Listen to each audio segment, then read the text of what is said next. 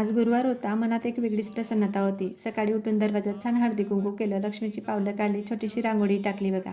लोक म्हणतात स्वतःचं घर असावं, पण मला वाटते घर भाड्याने असो स्वतःचं किंवा सरकारी क्वार्टर, त्याला स्वच्छ ठेवणं, सजवणं, आपलं म्हणून त्यात राहणं आपली जबाबदारी असते. घराला घरपण आपणच देतो की नाही?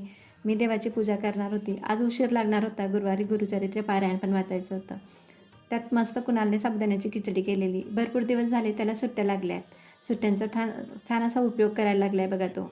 मस्त त्याला आधी चहा पण येत नव्हती, पण हळूहळू आता सगळं काही शिकायला लागलाय. मुलगा असो का मुलगी, दोघांनाही घराची कामं अगदी व्यवस्थित थोडेफार का अशा नाही यायला पाहिजे बघा.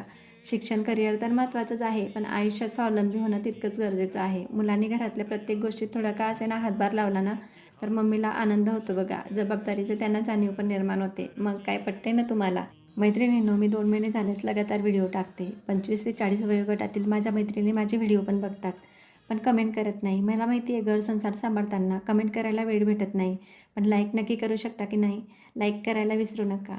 तर लाईक केल्याने मला कसं माझ्या मुलांनी मला हे चॅनल ओपन करून दिले, तर मला नंतर अफसोस नको व्हायला पाहिजे. तर चला, श्री स्वामी समर्थ. लाईक करायला विसरू नका.